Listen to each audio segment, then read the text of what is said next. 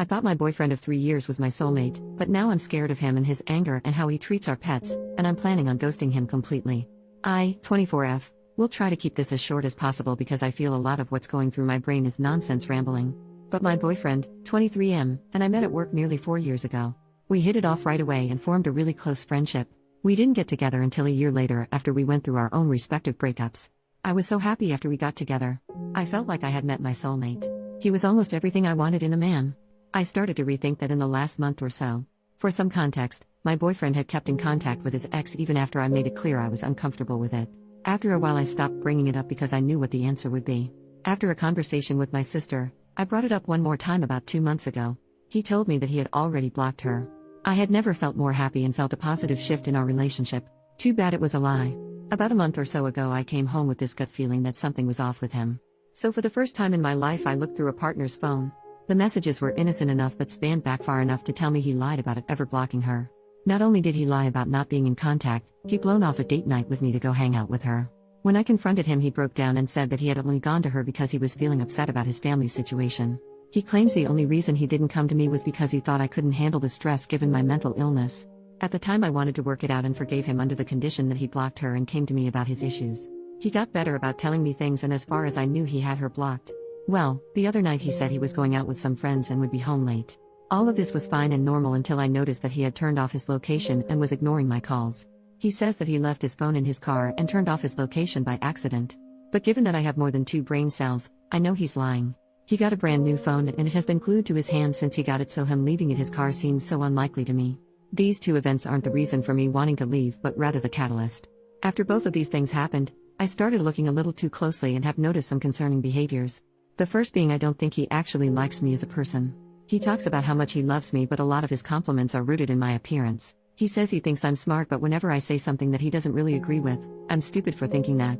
He's constantly telling me how much the gifts he gets me are despite me asking him not to because it makes me feel bad for not being able to afford the same caliber of gift for him.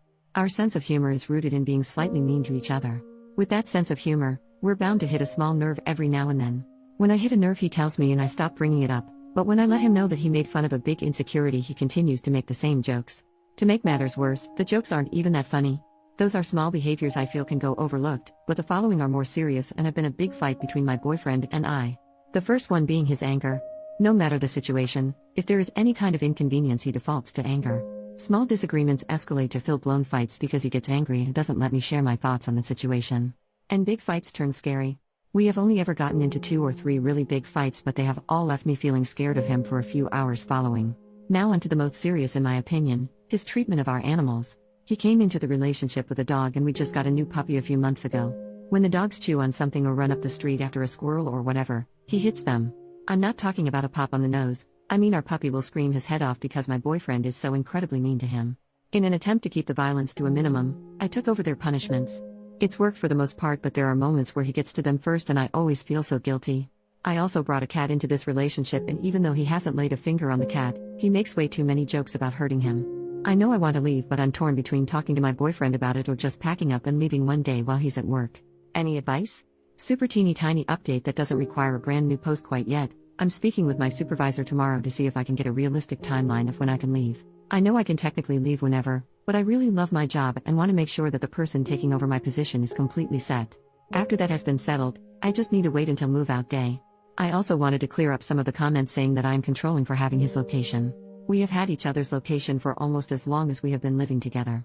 It's always been for safety purposes. I don't sit on my phone all night watching where his pin is moving across the map. When either of us go out, we send each other like some kind of text to let the other know that they're okay.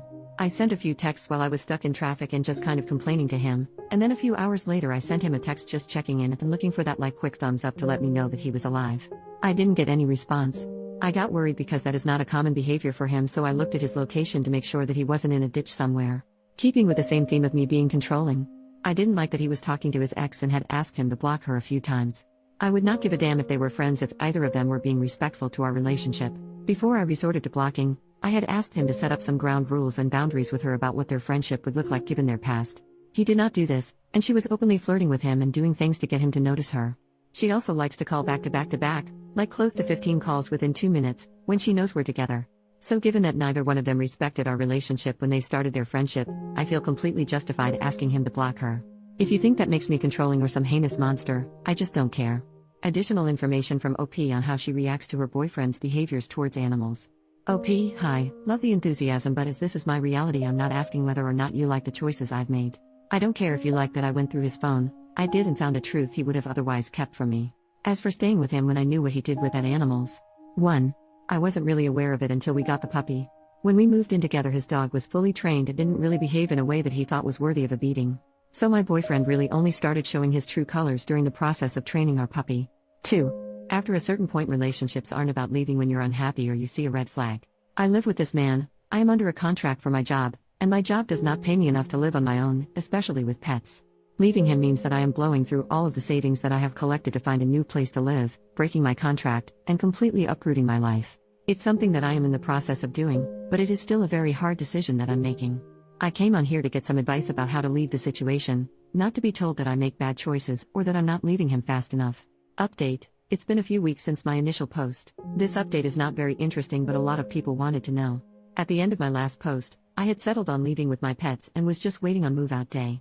Move-out day came quicker than expected.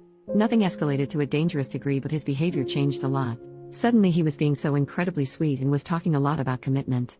During our last conversation, he was ready to go down to the courthouse and get married right that second. I'm not sure if this is what love bombing is or if it was just him being desperate because he sensed I was pulling away. After that conversation, I knew if I stayed, nothing good would come out of it. So, I called my family to come help me move out after he left for work. I was able to get out safely with my cat and puppy. I wound up sending a message kind of explaining why I left and asking him to never contact me again before blocking him on everything. So far, he's only tried to call me from a different number once. If he continues to reach out, I plan to talk to local law enforcement to see if a restraining order is possible. I'm not a fan of how everything ended, but I am glad to be out of that situation and somewhere safe where I can learn who I am outside of him. Relevant comment: OP should get a restraining order against her ex so he can't come near her. OP, in my state you can't get a restraining order unless there is a proven history of violence or stalking. So a restraining order won't be likely unless he finds me. Yes, we live together and I feel like it would be different if I was still in the area where we lived. However, I wound up moving to the other side of our state. So in order for him to come find me in person, he would have to drive hours. Regardless of him claiming forgotten items or whatever, the distance he would have to drive would be considered stalking in my state, which would definitely make getting a restraining order just a teeny tiny bit easier. I'm not under any impression that it's super duper easy to get a restraining order, but if he were to try and come in person, that would at least be worthy of a temporary protection order in my state. Which that would only protect me for about 6 months to a year, but definitely better than nothing if it comes to it. Commenter number 2, were you able to take the puppy given to your ex? OP, I took the puppy and the cat. I couldn't take his dog because of legal stuff, but I did leave a message with animal welfare. However, I'm not sure if he got a call or a visit or whatever. I wish I knew more.